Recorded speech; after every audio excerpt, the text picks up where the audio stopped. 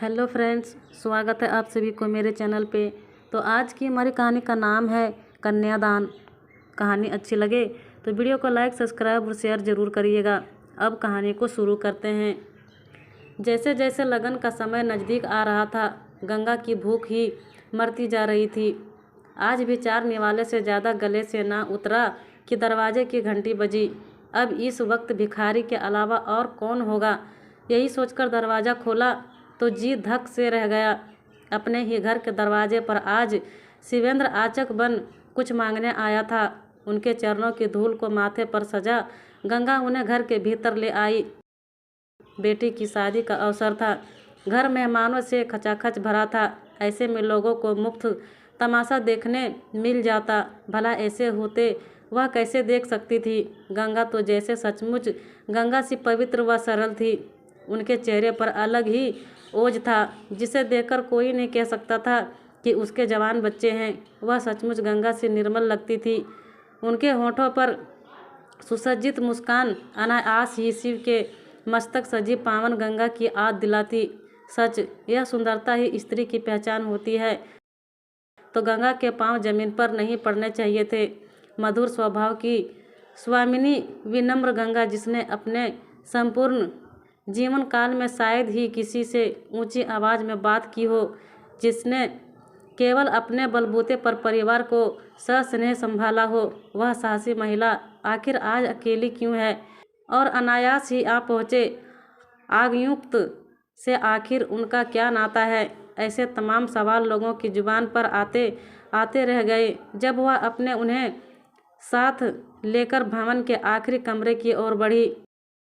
साथ चलते हुए 7 वचन आद आए तो मन व्याकुल हुआ और आदों का पिटारा अनायास ही खुल गया। वह सुबह आद आई जब पूरे परिवार के सामने शिवेंद्र ने कहा था कि अब वह अपनी अलग दुनिया बसाना चाहते हैं।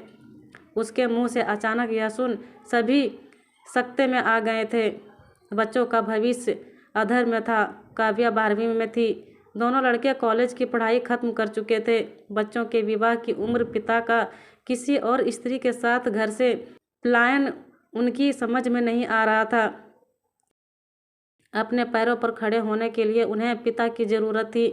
उन्होंने माँ की ओर देखा तो चेहरे पर वही माधुर्य विराजमान था। इसका मतलब उन्हें अपनी उजड़ चुकी दुनिया का भान था। आखिर यह सब एक दिन तो में तो ना हुआ होगा।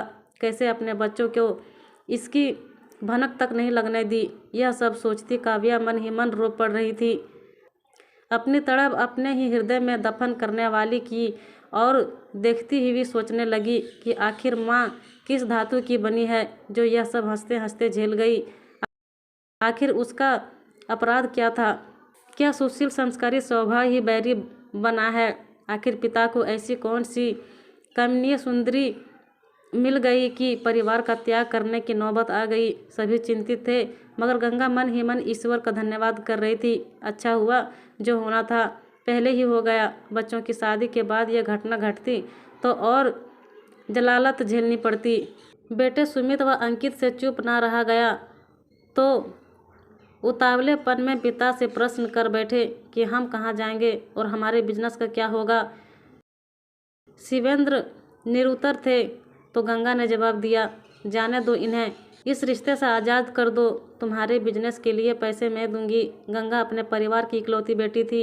माँ के सारे गहने इसके हिस्से ही आए थे। बैंक में जमा कर लोन की अर्जी दी तो अच्छा खासा धन मिल गया। हौसले को बुलंद कर कपड़ों का दुकान खोल दिया।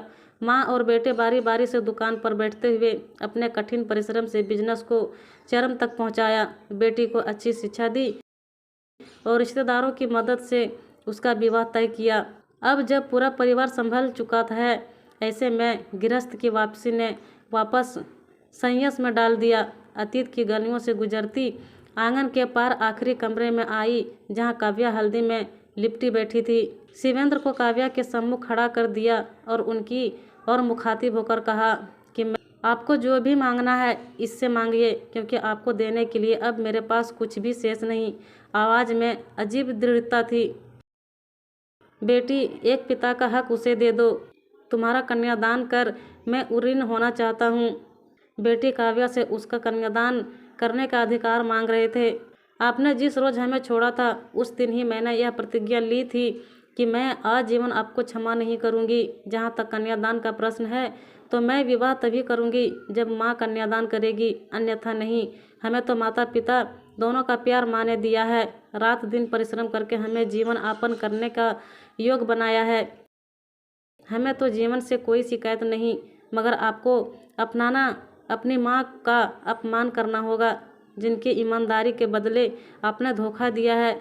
उसके लिए आपको पिता का दर्जा देना भी मैं उचित नहीं समझती। आपसे करबद्ध प्रार्थना है कि आप वहीं लौट जाएं जिनके लिए हमें छोड़ गए थे। बड़ी ही दृढ़ता से काव्या ने अपनी प्रतिज्ञा दोहराई तो वह उल्टे पांव लौट गए। ऐसे ही उनके बारे में उड़ती उड़ती खबर आई थी कि वह अपनी नई गृहस्थी में आए दिन होने वाले झगड़ों से क्षुब्ध हो चुके हैं और वापस आना चाहते हैं। होशमंद बच्चे भला ये कैसे होने देते। एक पिता के प्रति जो आदर व स्नेह होना चाहिए वह तो दूर पर वे उन्हें देखना तक पसंद नहीं करते थे। जिन्होंने किसी और के लिए उनकी माँ को भरी जवानी में मंझधार में छोड़ दिया था, उनके लिए उसके पास कोई विकल्प शेष ना था। पिता होने के नाते क्षमा कर भी देते, पर माँ का अपमान कैसे सहते। जिस माँ ने सारी जवानी जी तोड़ मेहनत करते हुए बिताया, उस त्याग को कैसे भूल जाते। अब उन्हें छोड़कर जाने वाले को सम्मान देकर अपनी माँ को भला कैसे दुखी करते। एक दूसरे के प्रति प्रेम व समर्पण ही तो उस परिवार की एकमात्र पूंजी थी। काव्या भला उसे कैसे लूटने देती।